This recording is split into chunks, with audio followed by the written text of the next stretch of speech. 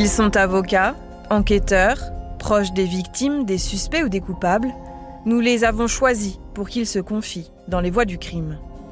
Dans chaque épisode de ce podcast, nous recueillons la parole d'un témoin clé qui raconte une affaire de son point de vue.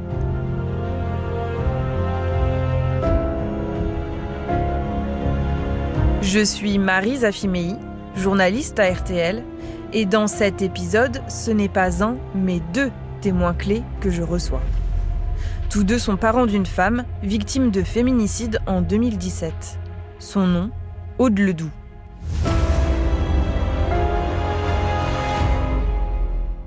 Le samedi 23 septembre 2017, Aude Ledoux se rend à Vannes, en Bretagne. Cette trentenaire, brune aux cheveux longs qui vit en Belgique, attend la décision du juge concernant la garde alternée de son enfant. Elle souhaite se changer les idées dans cet appartement, résidence secondaire de ses parents. Ce week-end-là, Aude est accompagnée par son second compagnon, Joachim. Elle l'a rencontré 1 an auparavant, après sa séparation du père de son enfant. Tout n'est pas au beau fixe dans leur couple.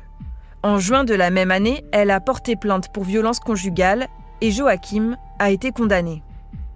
C'est ce même homme qui sera soupçonné de l'avoir tuée dans l'appartement de Vannes.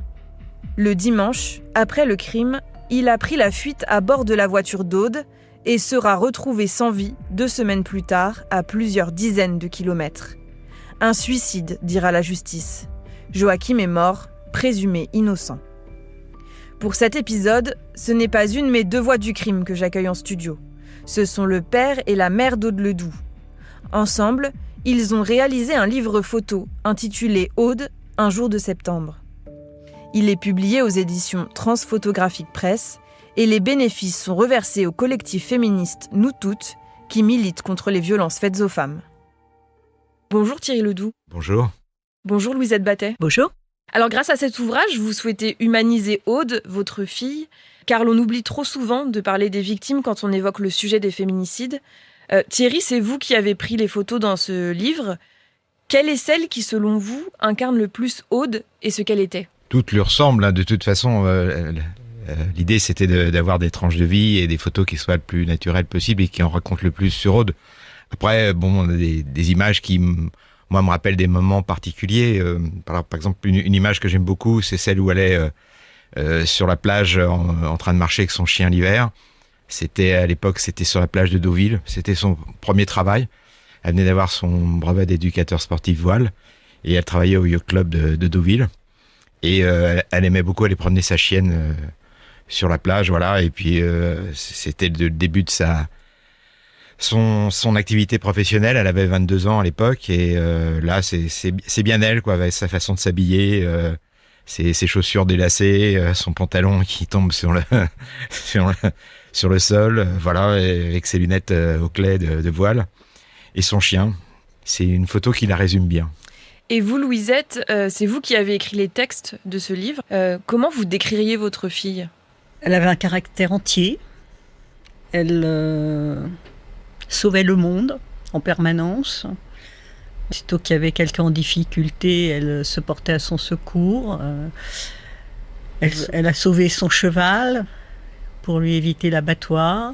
Elle a sorti son chien, Léa, qui est sur la photo, de la SPA. Et voilà, moi, ce qui me vient à l'esprit quand je pense à elle, c'est son rire. Quand on était sur la plage, elle avait un éclat de rire qui était communicant. On voit dans ce livre, et vous l'avez dit Thierry aussi, que Aude avait une passion pour la mer. Vous l'avez dit Louisette, elle avait une passion aussi pour les animaux. Mais vous, sur la mer, vous écrivez la mer comme une obsession agitée, déchaînée, gelée, apaisée. Aude en avait même fait son métier, c'est ce que vous disiez Thierry, elle gérait une base nautique dans le Pays Basque. À quoi ressemblait sa vie à cette époque, à Aude ? À quoi ressemblait son quotidien ? Juste avant de mourir, elle n'était plus du tout au bord de la mer. Elle a connu le père de sa fille là-bas. Ensuite, lui, il était militaire. Il est obligé de revenir en Belgique. Et donc, il est retourné et elle s'est retrouvée en pleine campagne, sans mer, assez loin. Et donc, tout à reconstruire. Et donc, vous l'avez dit, en 2006, Aude rencontre son premier compagnon. Ils partent 3 ans plus tard vivre en Belgique. Et ensuite, ils vont avoir un enfant ensemble. Il y a quelques photos de sa grossesse dans le livre, Thierry, et de la naissance de ce bébé. Qu'est-ce que ça a changé à sa vie, cette maternité ? Qu'est-ce que ça lui a apporté ? Elle était heureuse. Hein, c'était d'avoir un enfant, ça faisait partie de ses projets de vie. Elle l'a eu 2 ans après son arrivée en Belgique. Voilà, donc à l'époque, elle travaillait pas. Son métier étant la mère, c'était difficile. Et donc ça lui a permis d'assumer pleinement sa maternité et de s'occuper de sa fille, quoi. Et vous, Louisette, il y a beaucoup de photos de vous avec ce bébé et aux côtés de Aude pendant sa grossesse et après l'accouchement. À quoi ressemblait votre relation mère-fille avec Aude ? Moi, j'ai pas forcément un caractère très facile, un caractère un peu trempé, donc voilà, mais normalement, on était très liés, comme je suis avec mon autre fille aussi.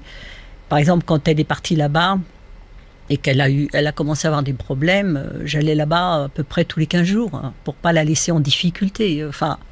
Autant que je puisse le faire, mais je travaillais, je partais 2 jours, c'était assez compliqué. Donc on a essayé de la soutenir comme on pouvait, on était très proches, voilà. De temps en temps on s'engueulait normalement, des relations, voilà, comme une mère et sa fille. Et vous, Thierry, on voit sur les photos une ambivalence, notamment au moment de l'adolescence d'Aude, où elle le pose et puis ensuite elle va se cacher les yeux sur vos photos.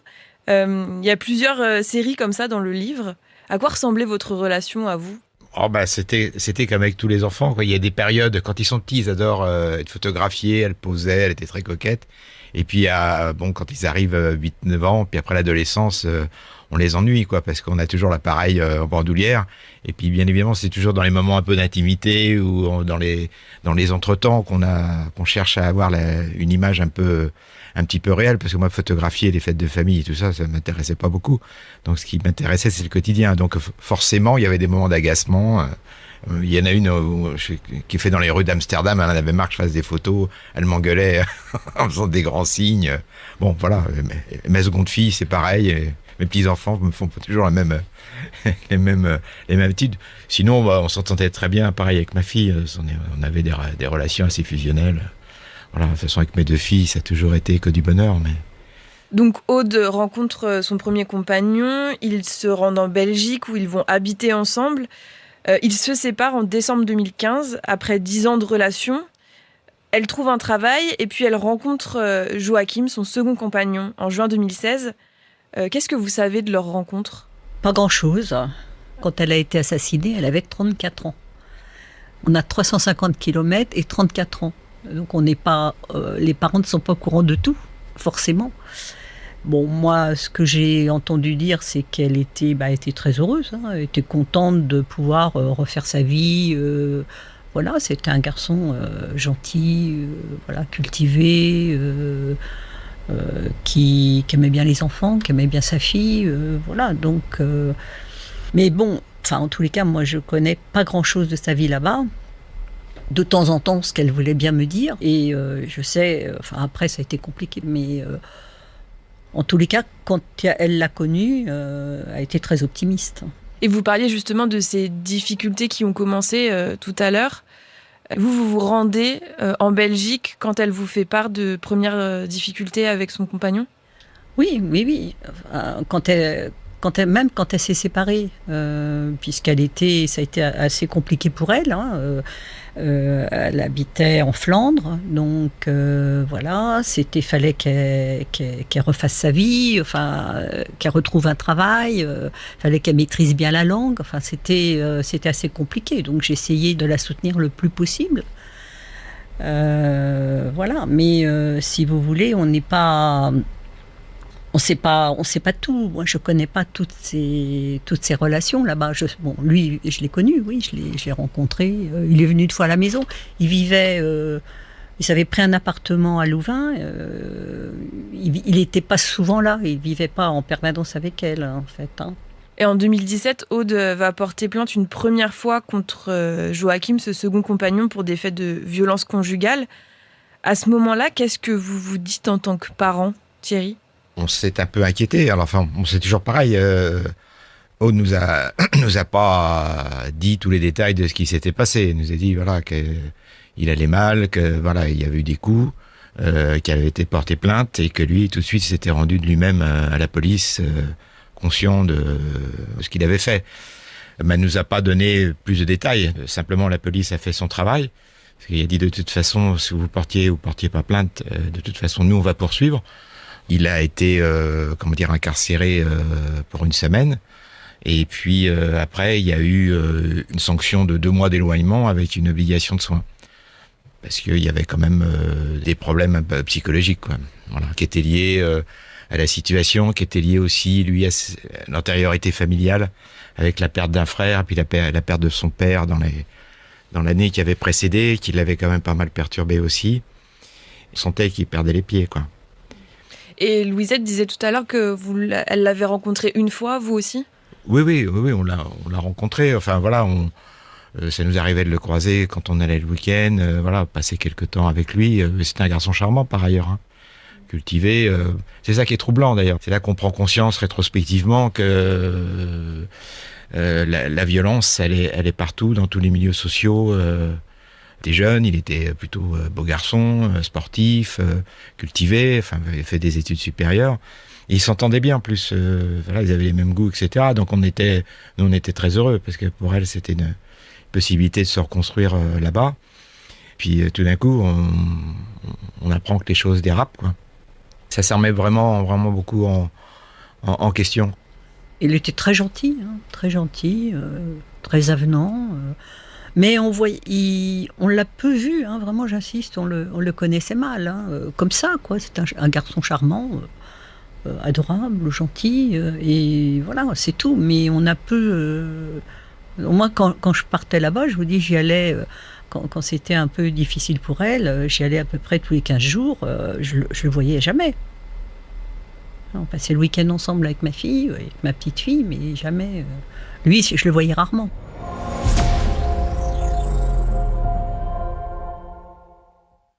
En septembre 2017, donc on est quelques mois après la plainte d'Aude, elle se rend à Vannes en Bretagne où vous avez un appartement secondaire. Elle s'y rend en week-end. Elle attend une décision pour la garde alternée de son enfant. Oui, le délibéré du jugement.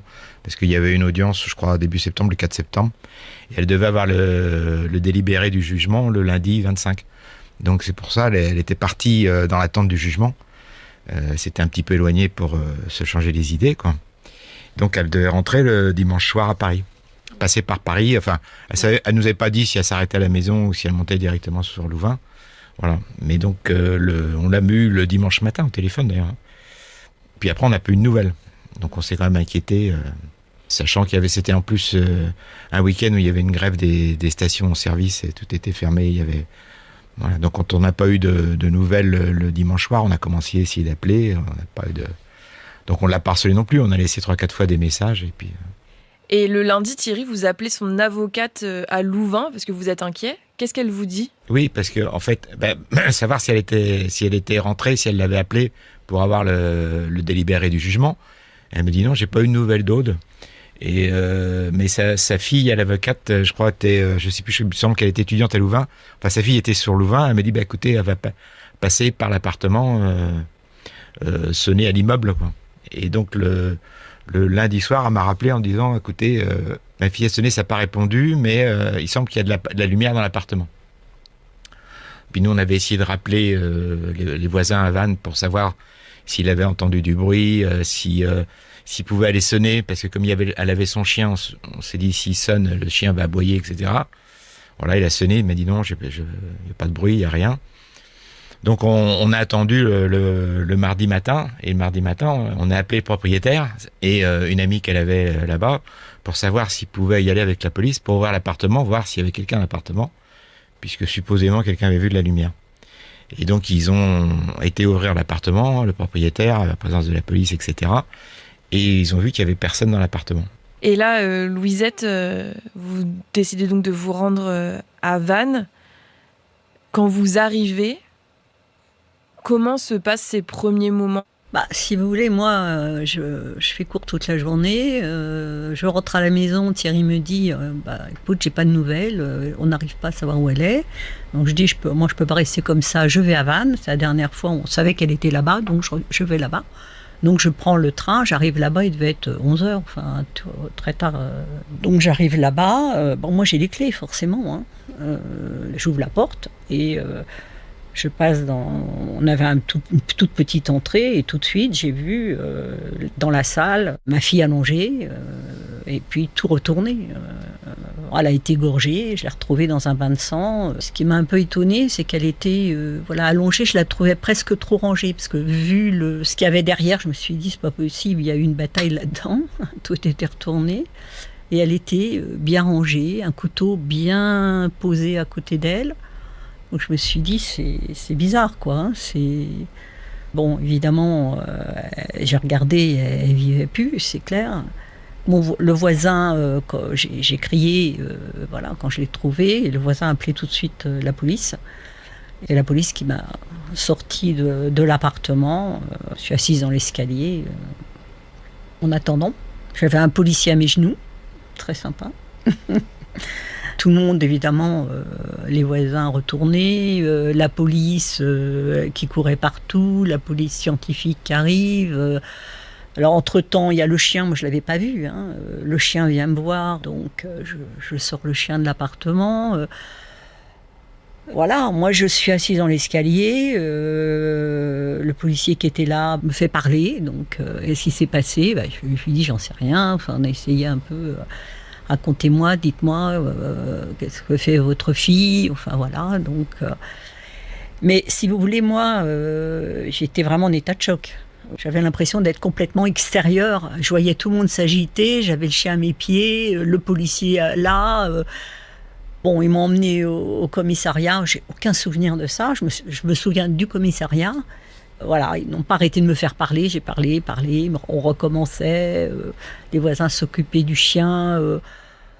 J'ai réagi mécaniquement, si vous voulez, par rapport à ça. Et Thierry, vous allez vous rendre à Vannes par la suite ?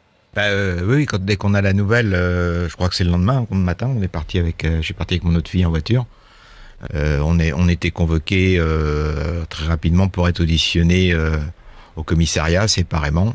Donc on a passé la première journée pratiquement au commissariat en audition. Puis après, t'as trouvé un endroit où dormir, il a fallu chercher, s'occuper effectivement aussi de savoir ce qui allait se passer, les délais, parce que après évidemment on n'a pas eu récupéré le corps tout de suite. C'est parti l'autopsie, etc. Et puis après trouver un avocat aussi.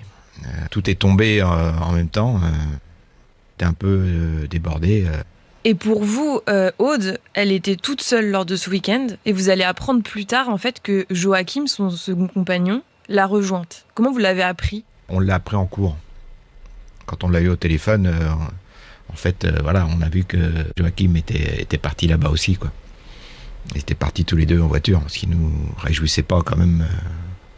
Mais en même temps, c'est-à-dire que quand vous avez une fille de 34 ans, c'est plus une enfant, quoi. Donc c'est toujours difficile. Elle savait très bien ce qu'on en pensait, mais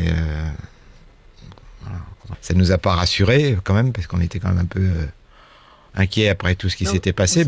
On savait pas tout. On sait pas tout. On sait pas d'ailleurs. On sait pas du tout vraiment ce qui s'est passé là-bas. En Belgique, j'entends sur leur vie, quoi. On a des morceaux du pulse, un petit peu comme ça, mais sans trop savoir vraiment, quoi. Oui, c'est après avec l'enquête. Voilà, c'est quand il y a une ouverture du dossier, après les auditions, les témoignages. Il y a eu des auditions en Belgique parce qu'ils l'ont cherché. Donc, il y a eu un mandat international de recherche. La police belge le cherchait. Parce qu'avant qu'il le retrouve, il s'est passé quand même un certain temps, etc. Et nous, tout ça, on le sait pas. Parce que lui a pris la fuite dans la voiture d'Aude. Et on le sait le jour où votre avocat obtient copie faut se porter partie civile, puis après votre avocat obtient le dossier avec les résultats d'autopsie, etc. Et c'est là qu'on s'aperçoit qu'il y a eu des témoignages, qu'il y a eu des auditions, qu'on prend connaissance de tout ça. Mais et notamment ce qui s'est passé la veille, les altercations dans la rue, le témoignage des voisins. Justement, qu'est-ce qu'ils disent ces témoignages de voisins ? Alors les voisins ont entendu du bruit, ils les ont entendus apparemment s'engueuler. C'est compliqué, hein. Quand on entend du bruit dans un appartement, 2 jeunes, un chien, la première réaction, ça a été encore ces jeunes, ils font n'importe quoi, ils nous embêtent, c'est un week-end, voilà. Nous, c'est les échos qu'on a eus. Mais en même temps, c'est compliqué quand on entend du bruit. Moi, je le dis à chaque fois, puisque j'ai été interpellée il n'y a pas très longtemps, justement. Là où on habite, il y avait des gens qui s'engueulaient dans un appartement et ça revenait sans arrêt. Et il y a un voisin qui me dit « Mais qu'est-ce que je dois faire ?» Je lui dis « Appelle la police, t'as que ça à faire. » Si on ignore, ça peut mal finir, mais on ne sait pas. Tout le monde est un peu démuni là-dessus.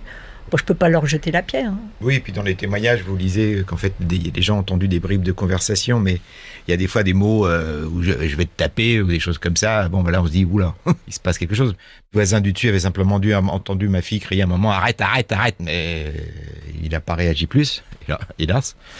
C'était le dimanche en début d'après-midi, donc je pense que c'est au moment où elle était frappée. Et nous, on l'a appris rétrospectivement, qu'il l'avait déclaré à la police. Mais bon, ça change pas le problème. Le vrai problème, c'est la violence faite aux femmes. Comment un garçon qui avait 26 ou 27 ans, qui est quand même socialement intégré, etc., en vient à tuer une jeune femme, mère d'une petite fille, avec un couteau de cuisine dans la gorge.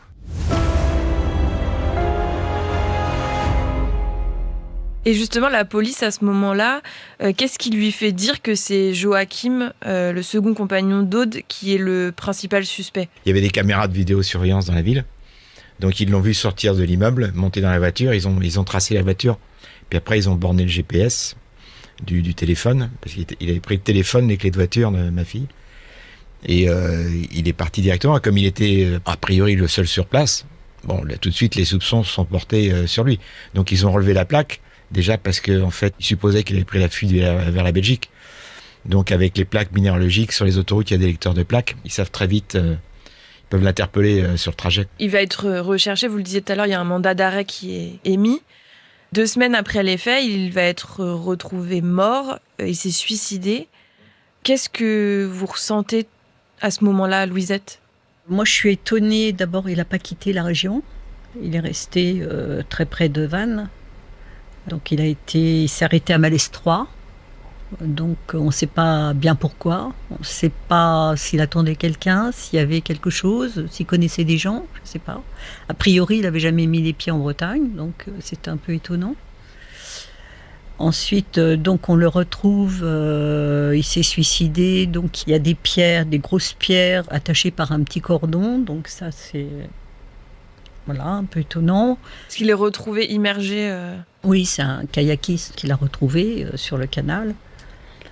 Alors après, nous, on sait rien, c'est pareil, on ne sait pas. Je reste sur une certaine insatisfaction.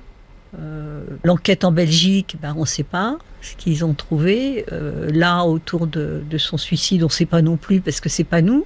Nous, c'est Aude. Ils ne font pas le lien avec le reste. Donc c'est plutôt un peu frustrant, quoi. Pour savoir un peu quoi. Alors il se serait suicidé 2 jours après ou 3 jours après, le mercredi je crois. Elle a été assassinée le dimanche, il s'est suicidé le mercredi. Voilà. Avec la mort du principal suspect, il y a extinction de l'action publique, donc plus d'enquête, et c'est-à-dire aussi qu'il reste présumé innocent et qu'il ne sera jamais poursuivi ni condamné. Vous avez quand même rencontré un juge d'instruction une seule fois, elle nous a reçus. Ça a été assez long d'ailleurs. Le juge estime qu'il n'y a pas matière, qu'on a retrouvé le principal suspect et que donc l'action publique s'éteint.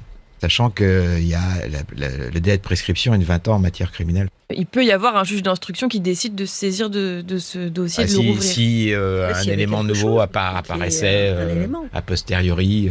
Mais pour avoir un élément, il faut chercher quelque chose. Oui, déjà. Et personne ne cherche rien, donc il n'y aura jamais d'élément. Et aujourd'hui, vous avez le sentiment qu'on pourrait découvrir d'autres choses sur les circonstances du suicide de Joachim ? Peut-être. C'est possible. Oui, il peut y avoir des éléments, parce qu'il y a tellement de zones d'ombre. Malestroit, c'est quand même à 30 km dans les terres. Et une fois que vous quittez la nationale, il y a encore 20 km, donc il faut vraiment vouloir... Ils ne connaissaient pas du tout, donc déjà, ça c'est une première interrogation. Puis, il est resté 2 jours, on ne sait rien. C'est-à-dire qu'en même temps, il n'y a même pas eu de recherche, par exemple, sur les mouvements bancaires sur ces 2 jours-là. Après, quand vous demandez un certain nombre d'éléments au juge, il n'y a pas eu d'analyse toxicologique aussi, pour savoir s'il était conscient quand il était mis à l'eau, enfin voilà. Il avait 3 pierres plates autour du corps, Et c'est difficile de s'attacher 3 grosses pierres plates seules. Il faut être allongé avec un cordon, puis se mettre à l'eau. Puis le portefeuille qui est retrouvé à 1 mètre de la berge en hauteur. Pourquoi acheter le portefeuille alors qu'il était à l'eau avec les clés de voiture, le briquet La voiture était à plus d'1 kilomètre, puis elle a été déplacée dans Maes 3. Il passait des appels téléphoniques, c'est-à-dire que la veille, le samedi soir, il y a quand même un appel avec sa famille assez long, etc. Quand vous regardez les PV d'audition, après, vous apercevez que ce qu'a dit la famille, c'est pas tout à fait la même chose que ce que donnent les relevés d'appel. Bon, on vous dit, il y a quand même des zones d'ombre, quoi.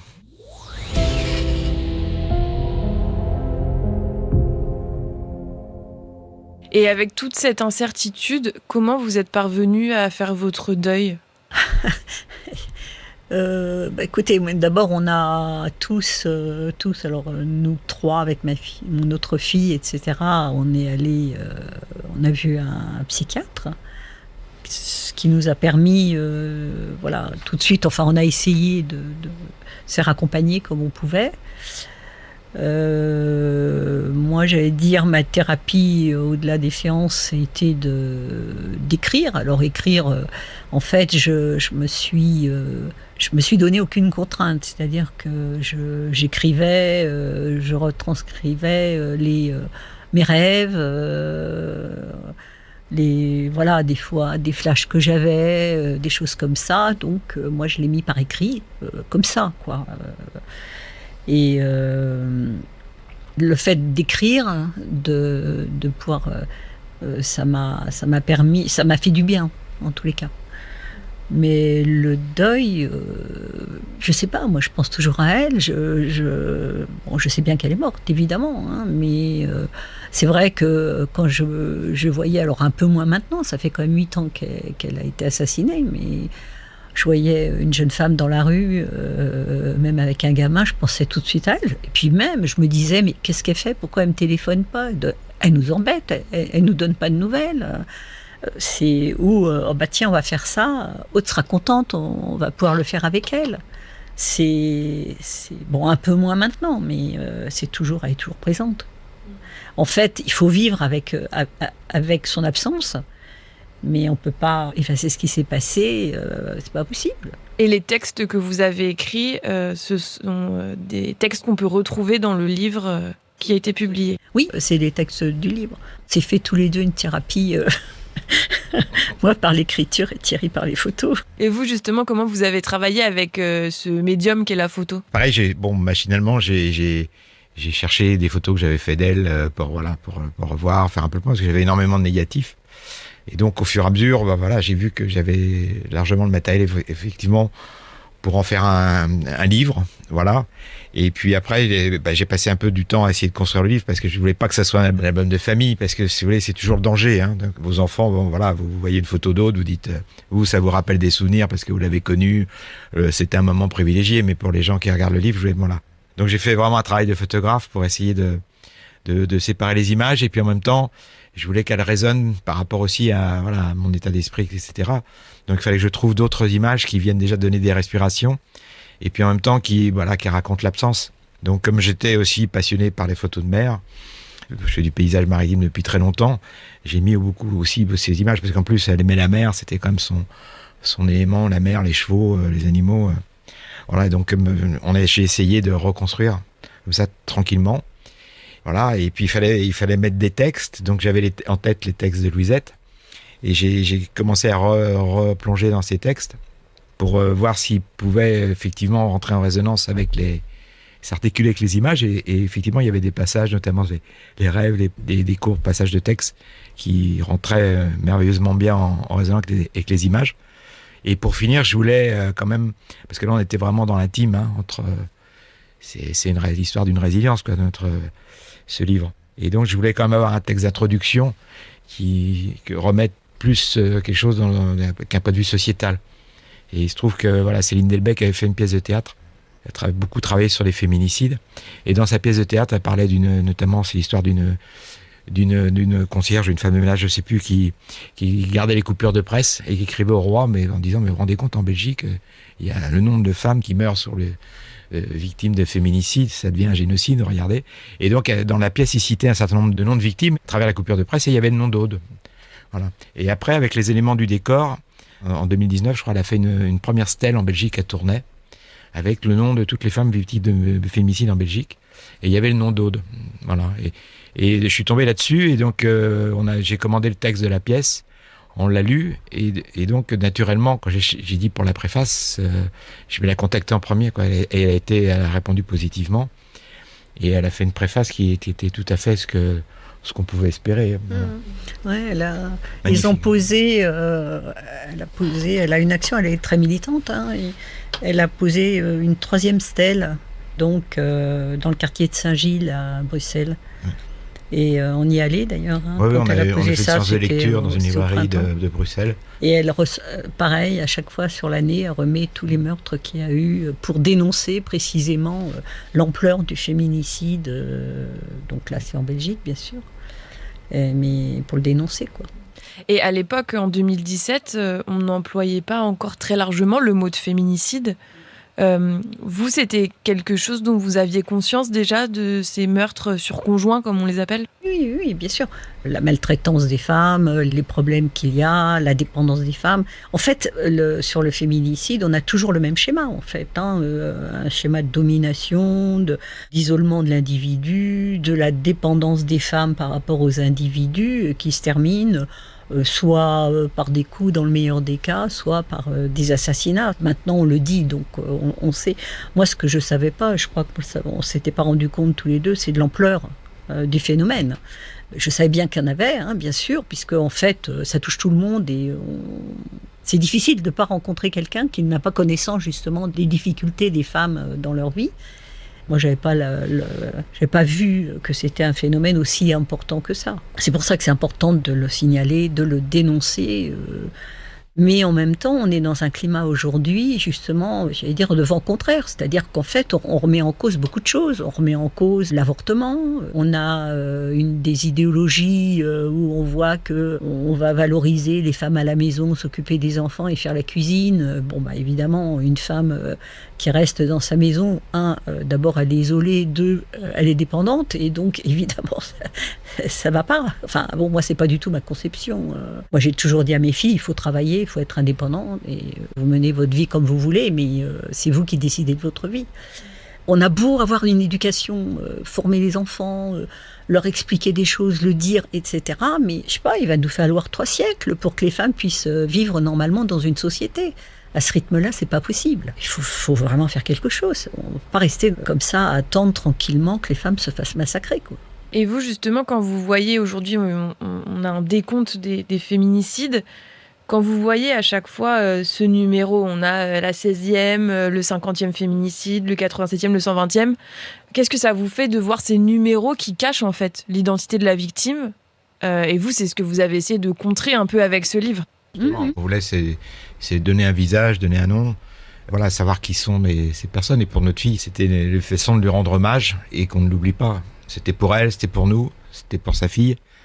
Par exemple, on a été à Port-Louis il n'y a pas longtemps. Il y avait à côté de la citadelle un endroit où ont été fusillés des résistants. Et il y a 22 plaques. Et là, on voit, il y a une photo, leur âge, 22 ans, 26 ans, 23 ans, leur métier et leur nom. Et je trouve que c'est important. Parce que quand on a simplement, il y a 5 personnes qui ont été tuées, là on voit que c'est une vie, que c'est un personnage, on peut le voir, on peut, dans ses yeux, dans sa façon de s'habiller, voir sa condition sociale. Tout ça, c'est très important, ça humanise et ça individualise les choses. Et notre fille, c'est pas un numéro. Alors c'est bien qu'on dise 83, 84, 85, parce que ça fait prendre conscience du nombre quand même de victimes chaque année. C'est quand même une femme tous les 3 jours, c'est hallucinant, quoi. Et quand je vois les chiffres avancés comme ça me met en colère. Je me dis, mais qu'est-ce qu'on fait ? Pourquoi on laisse faire ça ? Ça, c'est... Je trouve qu'on manque tout à fait de réaction, de volonté de contrer ce phénomène. Et c'est pas possible, c'est pas normal.